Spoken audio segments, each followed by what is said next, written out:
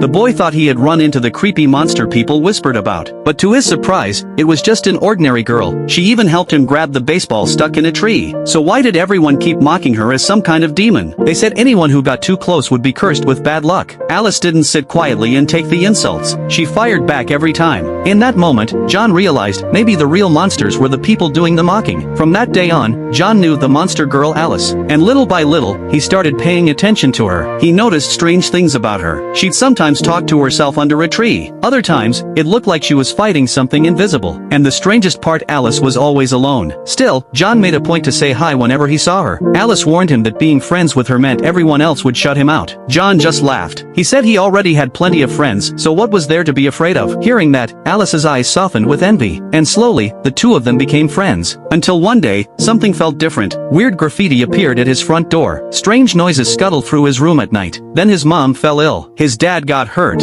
Everyone whispered that a curse or a monster was behind it, but John refused to believe it. He told Alice about what was happening. She thought long and hard, and finally said she'd come take a look at his house. Alice came not to visit, but to hunt the monster. While John went to pour tea, Alice silently found it. When John came back, the entire room was glowing with a blinding light. Even years later, he couldn't be sure if it had been real, but the one thing he knew for certain was Alice's kindness. From that night on, the strange happenings disappeared, and Alice disappeared, too. Time passed. John grew up, grew older. He became an uncle. Years later, he adopted a boy who looked shockingly like Alice. His name was Jack. Back then, John had no idea. Jack was actually Alice's grandson. One afternoon, after picking Jack up from school, John noticed something chilling. That same strange graffiti was back at his front door. It had been so long, John barely recognized it. But Jack, who could see what others couldn't, spotted something more. A trail of footprints leading away. Jack immediately sensed the connection. Later that night, when his cat teacher came home, the boy and the cat went outside to investigate. But the graffiti and footprints had vanished. The cat shrugged, saying it was probably just some careless monster passing through. But the very next second, Jack's aunt discovered their vegetable garden completely wrecked. Dozens of footprints, big and small, stamped all over the soil. Jack suddenly stopped the cat. "Was this your doing?" he asked. The cat rolled its eyes, insisting it had walked through gracefully without stepping on a single plant. That's when Jack noticed it. Among the many prints was one enormous footprint. His heart sank. Had he brought another monster into this family's life? That night, while he slept, Jack shot awake. A shadowy figure was standing in his room. He bolted out of bed and chased after the monster. So, what do you think is the purpose of the monster?